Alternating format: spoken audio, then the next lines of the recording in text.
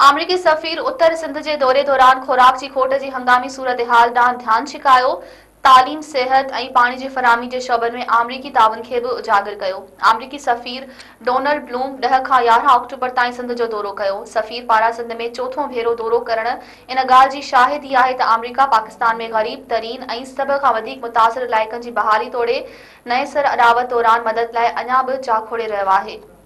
अमरीकी सफ़ीर पंहिंजे दौरे दौरान सिंध बेसिक एजुकेशन प्रोग्राम तहत जेकबाबाद लॻ ॻोठ आदम खान पवहर में तामीर करायल 100हें स्कूल जो इफ़्तिताह कयो।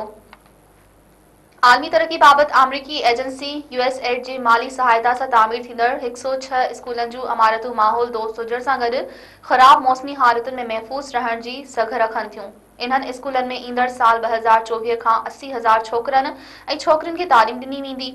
सिंध जी तरक़ी ऐं रिथाबंदी वारे खाते सां 3 करोड़ 67 लख डॉलर्स जे मुआहदे जे करे अॼु जेकबाबाद जे 3 लख आबादी खे साफ़ पाणी जी फ़रहामी, गंदे पाणी जे नेकाल ऐं सिहत जी हिफ़ाज़त जूं ख़िदमतूं बहितर थियूं आहिनि, जॾहिं त गंद कचिरो सुठे नमूने मेड़ण, पाणी जी सफ़ाई ऐं फ़रहामी जो निज़ाम लॻाइण ऐं शहर में गदिले पाणी जे नेकाल जे निज़ाम में बहितरी बि उन प्रोग्राम में शामिल आहिनि। अमरीकी सफ़ीर पंहिंजे दौरे दौरान municipal services programme water filtration plant जो बि दौरो कयो, जेको साल 2020 में मुकमल थियो। इहो प्लांट यूएसएड जी माली सहायता सां पाणी जी सफ़ाई ऐं फ़रहामी बाबति 2 करोड़ 44 लख डॉलर्स वारे मंसूबे जो हिसो आहे।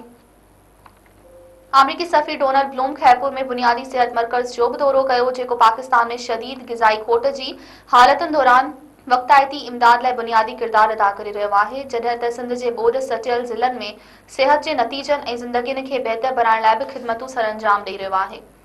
सखर में सिंध रूरल सपोर्ट ऑर्गेनाइज़ेशन जी ऑफिस में दाइन सां मुलाक़ात दौरान अमरीकी सफ़ीर संदन गैर मामूली कम जी साराह कई।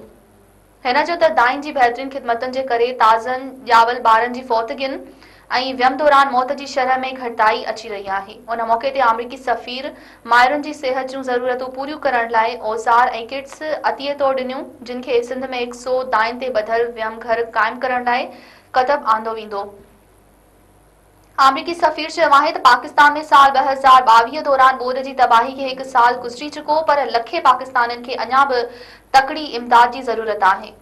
यूनिसेफ जी रिपोर्ट मुताबिक़ 15 लख खां वधीक ॿारनि खे ज़िंदगी बचाईंदड़ ख़ुराक जी फ़रहामी जी अशद ज़रूरत आहे। ॿोॾनि मुखिया बुनियादी ढांचे खे तबाह करे छॾियो आहे, जंहिंमें 30,000 स्कूल, 2000 सिहत मर्कज़ ऐं पाणी फ़रहामी जा 4,300 वसीला बि शामिल आहिनि। डोनाल्ड ब्लूम जो वधीक चवणु आहे त अमरीका पाकिस्तान जे लखे माण्हुनि सां गॾु बीठल आहे, जेके ॿोॾ खां पोइ ॿीहर तामीर ऐं बहाली लाइ जिदोजहद करे रहिया आहिनि। इन में शुरूआती तौरु ग़िज़ाई खोट खे मुंहुं ॾियणु, मज़बूत तालीमी सहूलियतुनि जी तामीर, साफ़ पाणी ऐं सफ़ाई जी रसाई खे बहितर बणाइण ऐं औरतुनि खे ॿारनि लाइ बहितर सिहत जी सहूलियतुनि खे यकीनी बणाइण लाइ असां जूं कोशिशूं शामिल आहिनि। यादि रहे त साल 2022 खां वठी हेल ताईं अमरीकी हुकूमत ॿोॾ खां पोइ इमदादी आफ़तुनि खे मुंहुं ॾियण जी सलाहियत वधाइण, फूड सिक्योरिटी खे बहितर बणाइण ऐं ख़ुराक जी शदीद खोट खे मुंहुं ॾियण लाइ 2 करोड़ 15 लख डॉलर्स जी इमदाद ॾिनी आहे।